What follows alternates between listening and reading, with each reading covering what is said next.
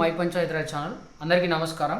So మనం last క్లాస్లో గ్రామ పంచాయతీ అకౌంట్స్ని ఏ విధంగా ప్రిపేర్ చేయాలి అంటే దానికోసం మనము ఏమేం బేసిక్స్ అవసరమో నార్మల్గా డిస్కస్ చేసాం. సో అదే క్లాస్ని కంటిన్యూ చేస్తూ ఇది ఒక కొంతమంది పంచాయతీ కార్యదర్శుల నుంచి ఇన్ఫర్మేషన్ తీసుకొని ఒక చిన్న సర్వే ద్వారా ఒక పంచాయతీ కార్యదర్శి రోజువారీగా పదులలో కొన్ని వందలలో ట్రాన్సాక్షన్ చేస్తుంటాడు. కాబట్టి ఆ వ్యవహారాలన్నింటినీ గుర్తుపెట్టుకోవడం, వాటన్నింటినీ నగదు పుస్తకంలో రికార్డ్ చేయడం అనేది ఇబ్బందిగా మారుతున్న తరుణంలో మేమే ఈ ప్రొఫార్మాని తయారు చేయడం జరిగింది. పంచాయతీ కార్యదర్శుల సౌలభ్యం కొరకు రోజువారీగా జరుగుతున్న వ్యవహారాలు ఏవైతే ఉన్నాయో ఆ వ్యవహారాలన్నింటినీ నమోదు చేయడానికి ఈ ప్రొఫార్మాని మేము తయారు చేయడం జరిగింది. అండ్ ఇది ఖచ్చితంగా మనం ప్రిపేర్ చేయాల్సిన అవసరం ఉంది అనంటే, మనకు అవసరం అని అనుకుంటే, మనం మర్చిపోతున్నాం అని అనుకుంటే, లేదా వందలలో ట్రాన్సాక్షన్లు జరుగుతున్నప్పుడు అవన్నింటినీ మనం రికార్డ్ చేయలేకపోతున్నాం అని అనుకుంటే ఇది ఖచ్చితంగా ఫాలో కావాల్సిందే. ఖచ్చితంగా మనము తయారు చేసుకుంటే బెటర్. దీనివల్ల మన నగదు పుస్తకంలో సింగిల్ రూపీ కూడా మిస్ కాకుండా ఉండడానికి, ఖచ్చితమైన రిజల్ట్స్ రావడానికి ఛాన్సెస్ చాలా ఎక్కువగా ఉన్నాయి. సో అందుకోసమే ఈ ప్రొఫార్మాని మేము తయారు చేయడం జరిగింది.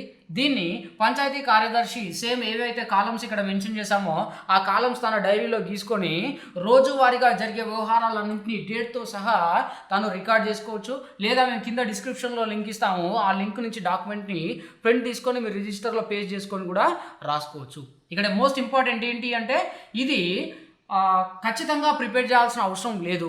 బట్ ఎందుకు ఇది చెప్తున్నాము, ఎందుకు ఇది ప్రిపేర్ చేయాలి అని అంటే, మన సౌలభ్యం కొరకు, మన అవసరాల కొరకు, ఒక్క ఎంట్రీ కూడా మిస్ కాకుండా ఉండడానికి, ఒక్క రూపీ కూడా తేడా రాకుండా ఉండడం కోసం డైలీ వ్యవహారాలన్నింటినీ, సాధారణంగా క్యాష్ బుక్ని 1 మంత్కి ప్రిపేర్ చేస్తాం మనం. సో అంతలోపు జరిగిన వ్యవహారాలన్నింటినీ గుర్తుంచుకోవడం పాసిబుల్ కాదు. కాబట్టి ఈ ప్రొఫార్మా ద్వారా మనము రోజువారీ వ్యవహారాలను నమోదు చేసుకోవచ్చు. సో ఇక్కడ పంచాయతీ కార్యదర్శి రోజువారీ నిర్వహించాల్సిన నగదు పుస్తకం. సో ఇక్కడ డేట్, పర్టిక్యులర్స్, వీటిని వివరాలు అంటాం. అరువు కాలం. సో పంచాయతీ కార్యదర్శి అరువు వ్యవహారాలను కూడా చేస్తూ ఉంటాడు కాబట్టి, అరువు వ్యవహారాలనే ఎక్కువగా చేస్తుంటాడు కాబట్టి దీనికోసం కూడా ఒక సపరేట్ కాలంని మెన్షన్ చేయడం జరిగింది. తర్వాత debit column, credit and balance. At present ఎంత బ్యాలెన్స్ ఉంది, లేదా పోయిన నెల నుంచి ఎంత బ్యాలెన్స్ వచ్చింది, వచ్చే నెలకు ఎంత బ్యాలెన్స్ పోతుంది అని తెలుసుకోవడానికి బ్యాలెన్స్ అనే కాలంని కూడా మెన్షన్ చేయడం జరిగింది. సో ఇక్కడ డెబిట్ కాలంలో మనం ఏవైతే రిసీవ్ చేసుకున్నామో, ఏదైతే నగదు మనకు వచ్చిందో వాటిని డెబిట్ కాలంలో రాస్తాం. ఏదైతే నగదు మన నుంచి పోయిందో దాన్ని క్రెడిట్ కాలంలో రాస్తాం. జరిగిన అరువు వ్యవహారాలని అరువు కాలంలో రాయడం జరుగుతుంది. సో మొదటగా ఇక్కడ డేట్ 2021 మార్చ్ 1 ఇర్సాల్నామా ద్వారా వచ్చిన నగదు. సో మనకు వసూలైన నగదు వచ్చింది కాబట్టి డెబిట్ కాలంలో ఫర్ ఎగ్జాంపుల్ ఒక 10,000 వచ్చింది అనుకుందాం. 10,000 రూపాయలు ఇర్సాల్నామా ద్వారా మనకు వసూలైన నగదు 10,000. సో ఈ 10,000 ఆధారంగా ప్రజెంట్ మన దగ్గర ఉన్న బ్యాలెన్స్ ఎంత? 10,000 రూపాయలు మన దగ్గర బ్యాలెన్స్ ఉంది.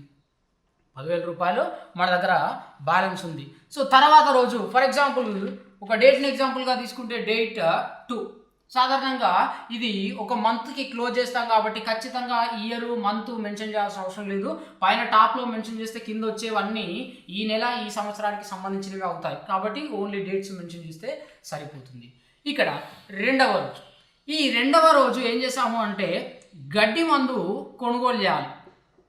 గడ్డి మందు అనేది కొనుగోలు చేయాలి. పంచాయతీ కార్యదర్శి కొనుగోలు చేయాలి.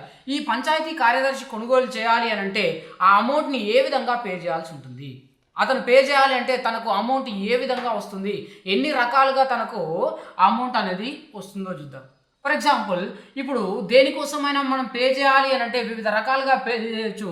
ఫస్ట్ వన్ అడ్వాన్స్ రూపంలో, తర్వాత అరువు రూపంలో, తర్వాత ఒకవేళ పంచాయతీ కార్యదర్శి దగ్గర డబ్బులు ఉంటే తన సొంత అమౌంట్ కావచ్చు. తప్పనిసరి పరిస్థితుల్లో అరువుని లాస్ట్కి డిస్కస్ చేద్దాం. ఇక్కడ ఇర్సాల్నామా ద్వారా వచ్చిన అమౌంట్, కార్యదర్శి లేదా సర్పంచ్ ద్వారా, తర్వాత అరువు. సో కావాల్సిన పేమెంట్స్ని ఇన్ని వేలో మనం చేయొచ్చు, ఇన్ని వేస్లో మనం చేయొచ్చు. సో దీంట్లో ఒక్కొక్కటి పంచాయతీరాజ్ చట్టం 2018 ప్రకారం ఏదైతే వర్క్ ఉంటుందో ఆ వర్క్ కంప్లీట్ కావడానికంటే ముందే, స్టార్ట్ కావడానికంటే ముందే మనం అడ్వాన్స్ని చెల్లించలేము కాబట్టి, డబ్బులను పే చేయడానికి అవకాశం లేదు కాబట్టి ఈ అడ్వాన్స్ పేమెంట్ అనేది జరగదు. యాక్చువల్గా చట్ట ప్రకారం అయితే చేయకూడదు, అడ్వాన్స్ పేమెంట్స్ అనేవి చేయకూడదు. అండ్ పంచాయతీరాజ్ చట్టం 2018 ప్రకారం ఇరుసాల్నామా ద్వారా వసూలైన నగదు ఏదైతే ఉందో దాన్ని ఖచ్చితంగా వెంటనే చలాన్ ద్వారా ఎస్టీఓలో జమ చేయాల్సి ఉంటుంది. సో ఆ డబ్బును వెంటనే జమ చేయాలి కాబట్టి వాటిని వేరే వాటికి ఖర్చు చేయకుండా డైరెక్ట్గా మనము యాక్చువల్గా అయితే జమ చేయాలి, ఎస్టీఓలో జమ చేయాలి, వేరే వాటికి ఖర్చు పెట్టకుండా ఉండడానికి. సో ఇక్కడ దీనికి కూడా ఛాన్సెస్ తక్కువ. ఇక్కడ తప్పనిసరి పరిస్థితుల్లో కొన్ని తప్పనిసరి పరిస్థితుల్లో ఎమర్జెన్సీ సిచ్యువేషన్స్లో మాత్రమే మనం ఇరుసాల్నామా ద్వారా వచ్చిన అమౌంట్ని పే చేయొచ్చు. అండ్ ఆ అమౌంట్ని మళ్ళీ తిరిగి ఆ మంత్ ఎండ్ అయ్యేలోపు ఎస్టీఓలో ఖచ్చితంగా జమ చేయాల్సి ఉంటుంది. నెక్స్ట్, ఒకవేళ పంచాయతీ కార్యదర్శి తన దగ్గర డబ్బులు ఉంటే తన సొంత డబ్బులను కూడా ఖర్చు పెట్టి వసూలైన తర్వాత దాన్ని రికవరీ చేసుకోవచ్చు. అండ్ లేదా సర్పంచ్ దగ్గర నుంచి తీసుకొని ఆ సర్పంచ్కి మళ్ళీ తిరిగి పే చేయొచ్చు. లేదా ఏదైనా వర్క్ని మనము కాంట్రాక్టర్కి ఇస్తే, ఒక కాంట్రాక్టర్కి ఇస్తే ఆ కాంట్రాక్టర్ ద్వారా కూడా మనము అమౌంట్ పే చేయడానికి అవకాశం ఉంటుంది. కాంట్రాక్టర్కి ఇస్తే ఆ కాంట్రాక్టర్ ద్వారా కూడా మనము అమౌంట్ని పే చేయవచ్చు. అంటే తన దగ్గర తీసుకొని కావాల్సిన రిక్వైర్మెంట్ ఏదైతే ఉందో, నీడ్ ఏదైతే ఉందో ఆ నీడ్ని మనము ఫుల్ఫిల్ చేసుకోవచ్చు. అండ్ ఇంకొకటి ఇంపార్టెంట్ థింగ్ ఏంటి అంటే అరువు. సాధారణంగా అరువు వ్యవహారాలు ఎక్కువగా జరుగుతుంటాయి. ఈ అరువు వ్యవహారాలు అంటే ఏంటి అంటే ఉద్దర. మనం ఏదైతే గడ్డి మందు కావచ్చు, లేదా స్ట్రీట్ లైట్లు కావచ్చు, లేదా పైపు కావచ్చు, లేదా బ్లీచింగ్ కావచ్చు, ఏదైనా కావచ్చు, షాప్ నుంచి మనం అరువుకి కొనుగోలు చేస్తుంటాం. అంటే ఉద్దర ద్వారా కొనుగోలు చేస్తుంటాం. ఈ కొనుగోలు చేసిన వాటన్నింటికి మనం మల్టిపుల్ పార్టీ కింద చెక్ని ఇష్యూ చేసి వాళ్ళ అకౌంట్కి డైరెక్ట్గా అమౌంట్ని ట్రాన్స్ఫర్ చేస్తాం. సో దీని గురించి కూడా మనం క్లియర్గా డిస్కస్ చేద్దాం. కాబట్టి ఇప్పుడు ఒక వ్యవహారానికి సంబంధించిన అమౌంట్ పే చేయాలంటే ఇన్ని రకాలుగా దీంట్లో ఏదో ఒక దాన్ని మనం యూజ్ చేసుకోవచ్చు. అడ్వాన్స్ చేయడానికి లేదు. ఇరుసాల్నామా ద్వారా ఖచ్చితంగా ఎమర్జెన్సీ సిచ్యువేషన్ అయితే తప్పనిసరి పరిస్థితుల్లో మాత్రమే చెల్లించవచ్చు. అండ్ మిగతా సిచ్యువేషన్స్లో కార్యదర్శి ద్వారా కానీ, లేదా సర్పంచ్ ద్వారా కానీ, కాంట్రాక్టర్ ద్వారా కానీ అమౌంట్ అనేది పే చేయొచ్చు. వీటికి సంబంధించిన ఉదాహరణలు మనం ఒకసారి డిస్కస్ చేద్దాం. ఇక్కడ గడ్డి మందు కొనుగోలు చేయడానికి కావాల్సిన ఖర్చు డబ్బులు ఎంత అంటే, ఫర్ ఎగ్జాంపుల్ 6,750 అనుకున్నాం. 6,750 అంటే గడ్డి మందు ఖర్చు ఎంత? 6,750. అంటే ఇప్పుడు మనకి 6,750 రూపాయలు కావాలి. ఆల్రెడీ మన దగ్గర ఇరుసాల్నామా ద్వారా వచ్చిన బ్యాలెన్స్ 10,000 ఉంది. బట్ దాంట్లో నుంచి మనం ఖర్చు పెట్టలేము కాబట్టి ఈ 6,750 కోసం ఏం చేస్తున్నాం? సర్పంచ్ దగ్గర నుంచి డబ్బులు తీసుకుంటున్నాం. డేట్ 2 సర్పంచ్ ద్వారా వచ్చిన నగదు ఎంత తీసుకున్నాం? 6,750 తీసుకున్నాం. కాబట్టి మనకు వచ్చింది కాబట్టి డెబిట్ కాలంలో రాయాలి 6,750. ఇప్పుడు ప్రజెంట్ బ్యాలెన్స్ ఎంత ఉంది అంటే 16,750 అనేది మన దగ్గర బ్యాలెన్స్ ఉంది. ఇప్పుడు ఈ డబ్బు ఎందుకు తీసుకున్నాం? 6,750 అనేది గడ్డి మందు కొనుగోలు చేయడానికి కాబట్టి తర్వాత ఎంట్రీ ఏం రాస్తాం? సేమ్ అదే డేట్, గడ్డి మందు కొనుగోలు.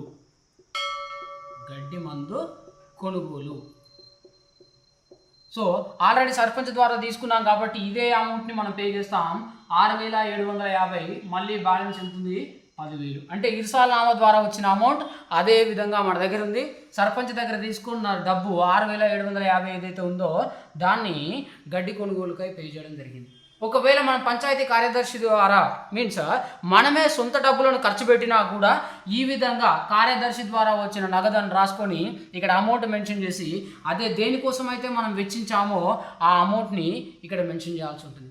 ఇలా రాయడం వల్ల క్లారిటీ ఏమొస్తుంది అని అంటే, ఇక్కడ ఇరుసాల్నామా ద్వారా వచ్చిన అమౌంట్ 10,000, గడ్డి మందు కోసం మనం సర్పంచ్ ద్వారా తీసుకుంది 6,750. అంటే ఇప్పుడు సర్పంచ్ గారికి మనం బాకీ ఉన్నట్టు ఎంత? 6,750.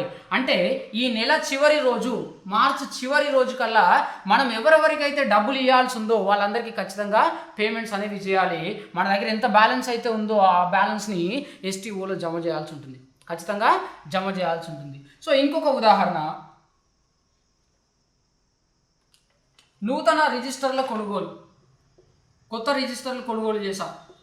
నూతన రిజిస్టర్ల కొనుగోలు,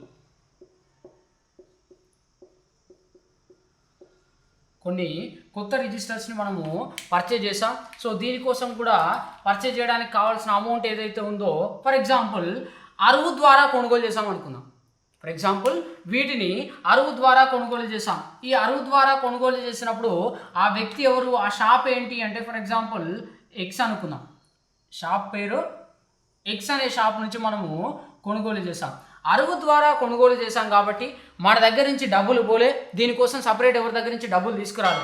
కేవలం అరువు ద్వారా మాత్రమే వ్యవహారం జరిగింది కాబట్టి ఈ అరువు ద్వారా జరిగినందుకు ఎంతైతే పేమెంట్ చేశామో, ఎంతైతే కొనుగోలు చేశామో ఆ అమౌంట్ని అరువు కాలంలో మెన్షన్ చేస్తున్నాం.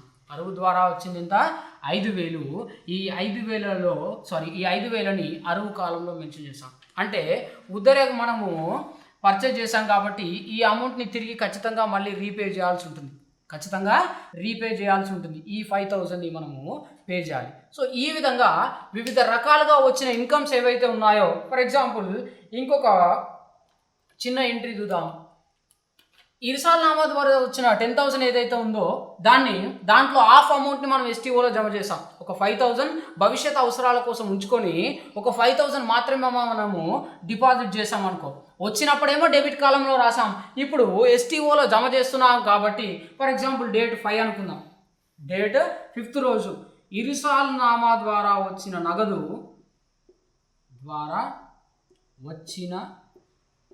నగదు ఎస్టీఓలో జమ చేయడం జరిగింది. ఎస్టీఓలో జమ చేసాం. సో ఎంత జమ చేసాం? ఫర్ ఎగ్జాంపుల్ 5,000 జమ చేసాం అనుకున్నాం. యాక్చువల్గా వచ్చింది 10,000, బట్ మనం 5,000 జమ చేసాం కాబట్టి ఇప్పుడు బ్యాలెన్స్ ఎంత ఉంటుంది? ఓన్లీ 5,000 మాత్రమే బ్యాలెన్స్ ఉంది. అంతకుముందు 10,000 ఉండే, ఆ 10,000లో నుంచి మనము 5,000 ఎస్టీఓలో జమ చేసాం. 5,000 ఏదైనా ఎమర్జెన్సీ నీడ్ ఉంటుందేమో అని మనం 5,000 మన దగ్గరే ఉంచుకున్నాం. కాబట్టి ఇప్పుడు ప్రజెంట్ ఉన్న బ్యాలెన్స్ ఎంత? 5,000 రూపీస్ మాత్రమే. 5,000 రూపీస్ మాత్రమే.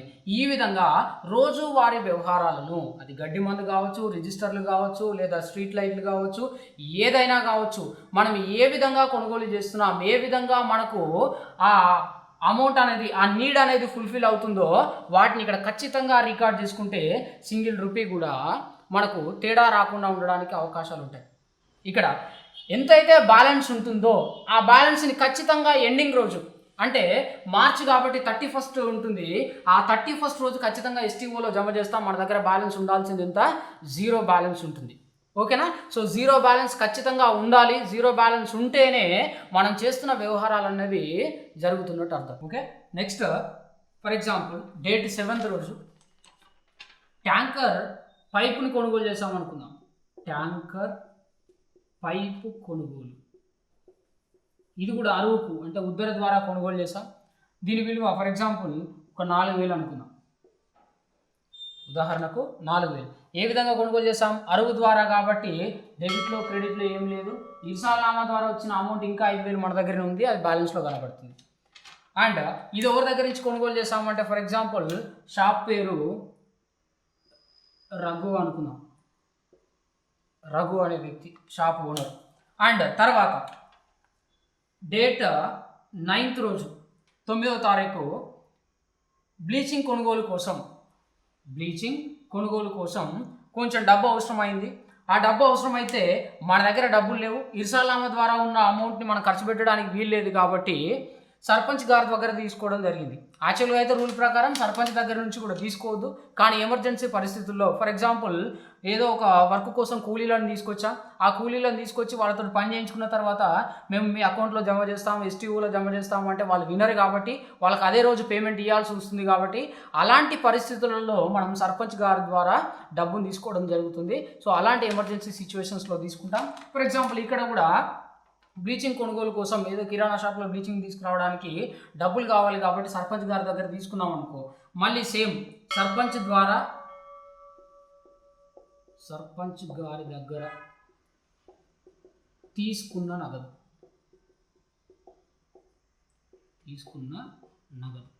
సో వచ్చింది కాబట్టి ఇక్కడ 3,250 రూపాయలు తీసుకున్నాం అనుకున్నాం, 3,250. సో ఇప్పుడు ఇక్కడికి వచ్చేసరికి నగదు 8,250 రూపాయలు బ్యాలెన్స్ ఉంది మన దగ్గర. ఈ 3,250ని ఎందుకోసం తీసుకున్నాము అంటే బ్లీచింగ్ కొనుగోలు చేయడానికి తీసుకున్నాం కాబట్టి ఈ అమౌంట్ని మళ్ళీ పే చేయడం జరుగుతుంది. ఫర్ ఎగ్జాంపుల్ అదే రోజు లేదా డేట్ 10 బ్లీచింగ్ కొనుగోలు. సో దీని విలువ 3,250 అనుకుందాం. మళ్ళీ బ్యాలెన్స్ ఎంత అంటే 5,000. ఇర్సాల్నామా ద్వారా వచ్చిన బ్యాలెన్స్ మళ్ళీ సేమ్ అదే 5,000 ఉంటుంది. ఇంకొకటి ఇక్కడ అరువు వ్యవహారాలు ఎన్ని ఉన్నాయి? 5,000, 4,000, 9,000 ఉద్దరబెట్టాం. ఆ 9,000 వాళ్ళకి తిరిగి ఇవ్వాల్సి ఉంటుంది. సర్పంచ్ వారి ద్వారా రెండు సార్లు సర్పంచ్ దగ్గర నుంచి అమౌంట్ తీసుకున్నాం మనం. ఆ సర్పంచ్ దగ్గర నుంచి తీసుకున్న అమౌంట్ ఎంత? ఇక్కడ ఒకసారి 6,750, ఒకసారి 3,250, అంటే ఆ విలువ 10,000.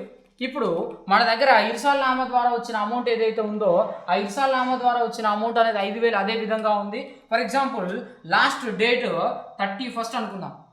ఈరోజు డేట్ 31. మన దగ్గర ఎలాంటి నగదు ఉండొద్దు కాబట్టి, డబ్బులు ఉండొద్దు కాబట్టి ఈ డబ్బులను ఏం చేస్తున్నాం? ఎస్టీఓలో జమ చేస్తాం. ఎస్టీఓలో జమ చేసినది ఎంత? 5,000 బ్యాలెన్స్ ఉంది, ఇచ్చేస్తున్నాం కాబట్టి 5,000 బ్యాలెన్స్ ఇచ్చా. ఇక్కడ ఇప్పుడు ప్రజెంట్ ఏముంది? మన దగ్గర ఉన్నది నిల్. సో ఇక్కడ ఏంటి అంటే ఎలాంటి బ్యాలెన్స్ లేదు మన దగ్గర, ప్రస్తుతానికి ఎలాంటి బ్యాలెన్స్ మన దగ్గర లేదు. కానీ ఇక్కడ ఉన్నది 0, ఎలాంటి నగదు అనేది మన దగ్గర లేదు. ఆల్రెడీ ఉన్న 5,000ని ఎస్టీఓలో జమ చేసాం, మన దగ్గర 0 బ్యాలెన్స్ ఉంది. అండ్ ఇక్కడ క్రెడిట్లో ఏమీ లేదు, డెబిట్లో ఏమీ లేదు. అరువు ద్వారా వచ్చిన అమౌంట్ ఏదైతే ఉందో, తీసుకున్నది ఏదైతే ఉందో 9,000 మనం చెల్లించాల్సి ఉంది. అండ్ ఇక్కడ సర్పంచ్ గారి దగ్గర తీసుకున్న అమౌంట్ ఏదైతే ఉందో 6,750, 3,250, 10,000 రూపాయలని సర్పంచ్ గారికి ఇవ్వాల్సి ఉంది. సో ఇక్కడ సర్పంచ్ 1, ఎక్స్ అనేవాడు 2 అండ్ రఘు అనేవాడు 3. ముగ్గురు పార్టీలకి పేమెంట్ ఏ విధంగా చేస్తాము అని అంటే మల్టిపుల్ పార్టీ పేమెంట్ ద్వారా, అంటే మల్టిపుల్ పార్టీ పేమెంట్ చెక్ ద్వారా ఈ ముగ్గురికి పేమెంట్ చేస్తాం. ఈ నెలలో జరిగిన వ్యవహారాలు అక్కడితో క్లోజ్ అవుతాయి. సో ఇది ఏ విధంగా చేస్తాము అని అంటే ఫర్ ఎగ్జాంపుల్ ఎక్స్ అనే వ్యక్తికి ఇవ్వాల్సింది మనం ఎంత? 5,000 రూపాయలు. రఘుకి ఇవ్వాల్సింది 4,000. సర్పంచ్ గారికి 6,750, 3,250 కలిపితే 10,000 రూపాయలు ఇవ్వాల్సి వచ్చింది. 10, 15, 4, 19,000 రూపాయలను మనం ఇవ్వాలి. ఈ 19,000 రూపాయలు ఏ విధంగా ఇస్తాము అని అంటే మల్టిపుల్ పార్టీ పేమెంట్ చెక్ ద్వారా వాళ్ళ అకౌంట్కి అమౌంట్ని ట్రాన్స్ఫర్ చేయడం జరుగుతుంది. మొత్తం అమౌంట్ ఎంత? 19,000. ఈ 19,000ని మనము మల్టిపుల్ పార్టీ పేమెంట్ చెక్ ద్వారా పే చేస్తాం. మల్టిపుల్ పార్టీ పేమెంట్ ద్వారా మనము పే చేస్తాం. అరువు ద్వారా కొనుగోలు చేసిన వాళ్ళకి అండ్ సర్పంచ్ గారి దగ్గర కూడా మన అవసరాల కోసం తీసుకున్నాం కాబట్టి తనకి కూడా మళ్ళీ చేయాలి. కాబట్టి ఈ 19,000కి మల్టిపుల్ పార్టీ పేమెంట్ చెక్ని రాస్తూ వీళ్ళ అకౌంట్స్ నెంబర్స్ని, ఎవరిది? 1 సర్పంచ్ గారి account number and X account number, ఇంకొకటి రఘు అకౌంట్ నెంబర్, ముగ్గురి అకౌంట్స్ నెంబర్ తీసుకొని ఎవరెవరికి ఎంతైతే పే చేయాలో ఆ అంత అమౌంట్కి వాళ్ళ అకౌంట్కి ట్రాన్స్ఫర్ చేయడం జరుగుతుంది. సర్పంచ్ గారికి ఇవ్వాల్సింది 10,000, ఎక్స్కి ఇవ్వాల్సింది 5,000, రఘు అనే వ్యక్తికి ఇవ్వాల్సింది 4,000. మొత్తం ఈ టోటల్ అమౌంట్ కలిపి ఎంత అవుతుంది? ఇక్కడ 19,000 అవుతుంది. ఈ 19,000 రూపాయలకి ఈ మల్టిపుల్ పార్టీ పేమెంట్ చెక్ని మనం ఇష్యూ చేయడం జరుగుతుంది. అంటే ఆన్లైన్లోనే మల్టిపుల్ పార్టీ పేమెంట్ చెక్ 19,000 కొట్టి ఆ 19,000ని వీళ్ళకు డివైడ్ అవుతున్నట్టు, సర్పంచ్ గారికి, ఎక్స్కి, రఘుకి డివైడ్ అవుతున్నట్టు ఆ మల్టిపుల్ పార్టీ చెక్ని మనం కొట్టి ఎస్టీఓలో జమ చేస్తే 2-3 రోజులలో వాళ్ళ అకౌంట్లో అమౌంట్ అనేది జమ కావడం జరుగుతుంది. సో ఇప్పుడు ఇక్కడ ఇవన్నీ వ్యవహారాల ద్వారా మంత్ ఎండ్ వచ్చేసరికి మనం ఎవరికి బాకీ లేము, మనకెవరు బాకీ లేదు, బ్యాలెన్స్ 0తో మనం చూపిస్తున్నాం. ఈ విధంగా ప్రతి నెల మనం తయారు చేసుకోవడం వల్ల అక్యురేట్ రిజల్ట్స్ని, ఖచ్చితమైన రిజల్ట్స్ని మనము పొందడానికి ఛాన్స్ ఉంటుంది. మళ్ళీ చెప్తున్నాను, ఇది ఖచ్చితంగా ప్రిపేర్ చేయాల్సిన అవసరం లేదు. బట్ ఏంటి అంటే జరిగిన ప్రతి వ్యవహారం అనేది మనకు గుర్తుండాలి. కాబట్టి కొన్ని వందల వ్యవహారాలు జరుగుతున్నప్పుడు వాటన్నింటినీ గుర్తుపెట్టుకోవడం సాధ్యం కాదు. కాబట్టి ఇది రోజువారీ వ్యవహారాల కోసం మనం తయారు చేసుకుంటున్న ఒక ప్రొఫార్మా. ఓకే, సో దీని ద్వారా మనం ఎవరెవరికైతే ఎంతెంత ఇవ్వాలో అండ్ ఎంత బ్యాలెన్స్ ఉంది, ఎంత వచ్చింది అనేది వాటిని ప్రతి దానికి ఒక క్లారిటీ అనేది మనకు ఉంటుంది.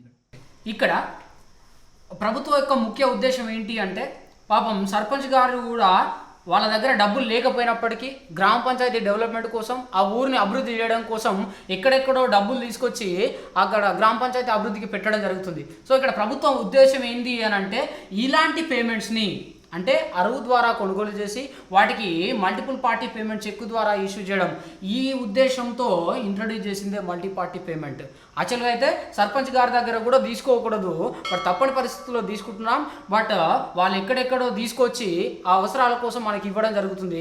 బట్ మనం ఎంకరేజ్ చేయాల్సింది ఏంటి అంటే, ఈ విధంగా అరువు వ్యవహారాలు జరిపి, వీలైనంత వరకు అరువు వ్యవహారాలు జరిపి వాళ్ళకి మల్టిపుల్ పార్టీ పేమెంట్ ద్వారా పేమెంట్స్ని చేస్తే మనము అభివృద్ధి కావడానికి ఛాన్సెస్ ఎక్కువగా ఉంటాయి అండ్ ఖచ్చితంగా ప్రిపేర్ చేయడానికి. ఇప్పుడు సర్పంచ్ గారి తీసుకున్నందుకు మనం ప్రతి దానికి రెండు సార్లు రాసుకున్నాం.